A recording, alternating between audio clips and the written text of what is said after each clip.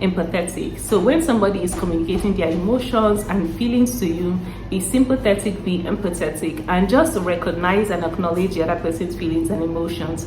Don't be so quick to dismiss their points. Do not be so quick to dismiss their emotions. It really matters because it affects your form of communication. Imagine you are talking to somebody else and they're telling you about their emotions and feelings, and then you start to say, oh no, that can't be true. Oh no, you don't really feel that way. Oh no, this and that. It sounds somehow, and I think it matters that you have to sort of be empathetic and just acknowledge other people's feelings and emotions, because it makes them sort of like feel validated, and in a way you're not dismissing them. And it really matters to have a good form of communication when you're speaking to another person and they make you feel heard and they make you feel as though, oh, they truly acknowledge what you've said.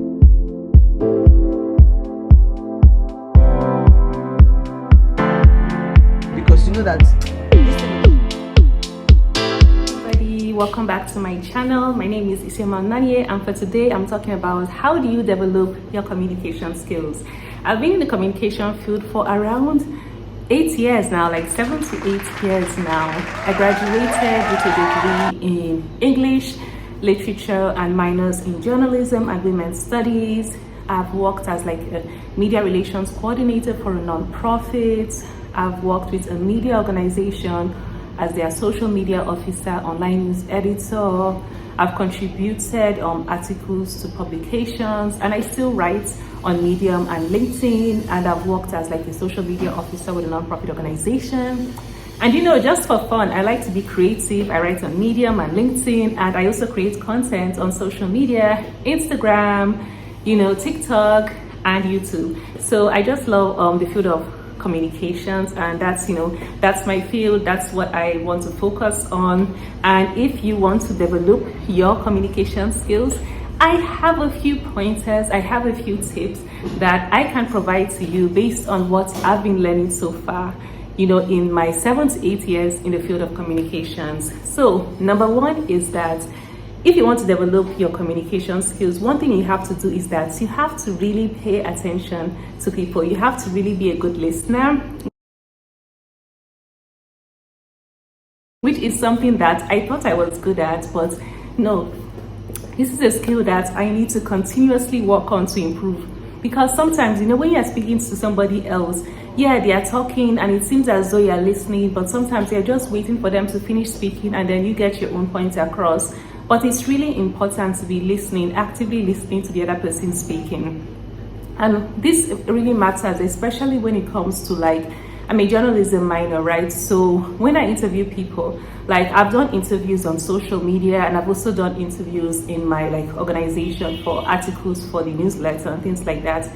It really matters to be actively listening, because based on what that other person says, you might have like a follow-up question that was not part of your initial question. So it really matters to be listening so that you also have a good flow in the conversation. You know, you might have a reaction based on what that person is saying. So really be actively listening. And sometimes, to me, to be actively listening means that I take notes, because taking notes really helps me to, you know, make sure that I retain information properly, you know. So taking notes really helps me to make sure that I have the information that I need.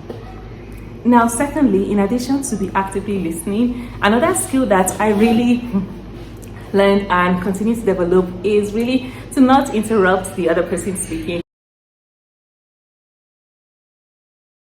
Now, this comes like when you're like doing like interviews for social media. It's something that I had to learn, because initially I'm usually always very excited about the topics that I discuss, and whenever I interview somebody, it's just something that I enjoy doing. So sometimes I can be quick to interrupt the person that I'm interviewing, because I just want to sort of like interject and talk about something that is, you know, a really interesting point, or put in one of my questions. But what I've learned to do over the different interviews I've done on social media is that I cannot interrupt the other person speaking, which is what I've done often, you know. So I'm learning to not interrupt the other person that is speaking. I have to make sure that you allow that other person to really get their full points across. Let them finish what they're saying. And after they finish what they're saying, then you can also share your own points. Then you can go on to the next question. So it really matters that you do not interrupt the person that is speaking. It sounds easy, but sometimes we just do it because it's like just like a natural habit. but you have to really check yourself. Allow the person to fully get their point across, because it can look sort of rude if you don't allow them to get their full point across. So yeah, it's really important that you do not interrupt the other person that is speaking. Now, another communication tip that I think that is really important is, especially if you've had sort of like events where you have a panel of speakers, things like that, it really matters that you have to be aware of the time constraints. And this is one of the mistakes that sort of made in past events where I'm not really focused on the time. So thankfully, another team member would have to let me know that, okay, time is running out, time is up. Because, when you're having an event like, an event with different people around, you have to make sure that you are doing things on time, and you also have to make sure that each speaker is aware of the allotted time. Because sometimes as a moderator, because I find the things that I participate in and I partake in, things that I'm passionate about and interested in. But sometimes one speaker can just keep going on and on and on.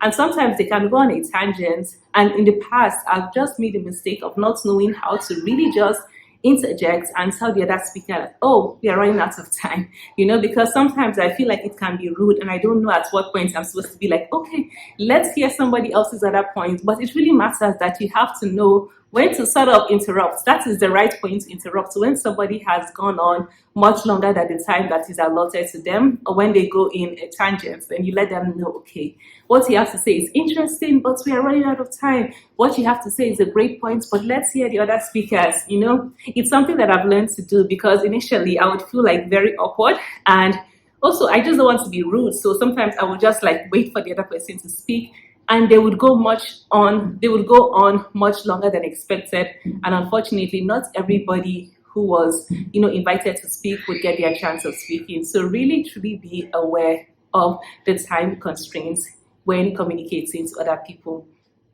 And now another good tip that I think is really great for communication, and this isn't just only professionally, I think it's really great for like interpersonal communication, is that you should really be empathetic. So when somebody is communicating their emotions and feelings to you, be sympathetic, be empathetic, and just recognize and acknowledge the other person's feelings and emotions. Don't be so quick to dismiss their points. Do not be so quick to dismiss their emotions. It really matters, because it affects your form of communication. Imagine you are talking to somebody else and they're telling you about their emotions and feelings, and then you start to say, oh no, that can't be true. Oh no, you don't really feel that way. Oh no, this and that.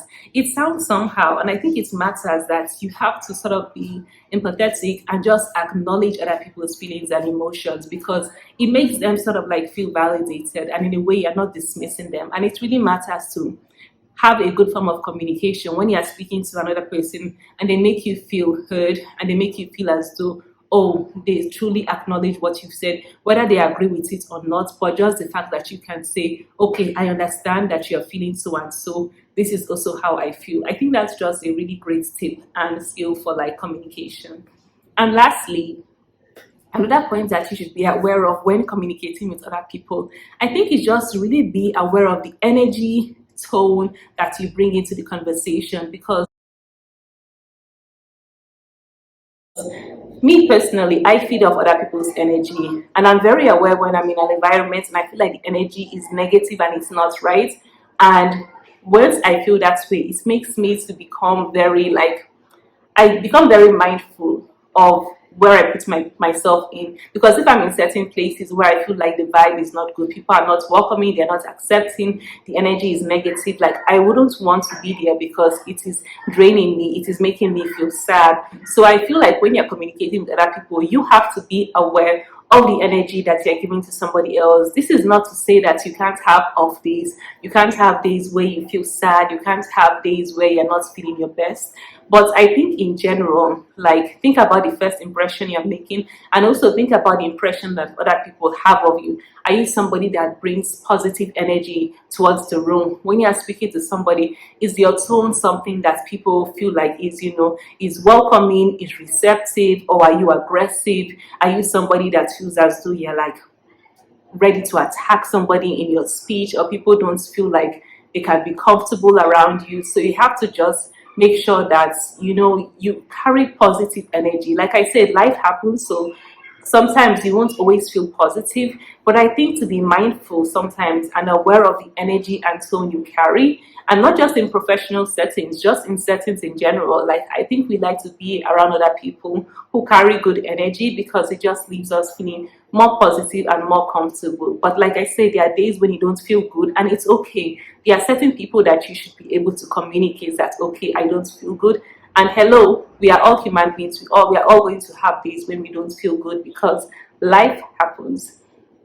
So those are just my few tips about how do you really sort of like become a better communicator. Number one, make sure that you are actively listening to the other person that is speaking. Number two, do not interrupt other people when they are speaking. Even though you feel as though you have a really great point that you want to get across, do not interrupt the other person. Number three is that you have to be really aware and mindful of the time constraints. Number four is that you should truly be also aware to be more empathetic and sympathetic towards the other person speaking. And number five is that you should honestly just be aware of the tone and the energy that you bring in conversations, in discussions with others. So thanks so much for watching this video. Do you have a tip on communication, whether it's in a professional setting, whether it's in a social setting? What is one great communication tip that you have that really helps you to develop better relations with others, be it your family, be it your friends, be it your co-workers? Definitely share your thoughts with me in the comment section. And also, do not forget to subscribe to this video, to subscribe to my channel if you haven't yet subscribed. And I also have an article on LinkedIn which talks about how to be a better communicator. If you aren't following me, do follow me on LinkedIn. Do join my newsletters, Writers, Women, and All Who Dream. And I will see you on my next video. Take care.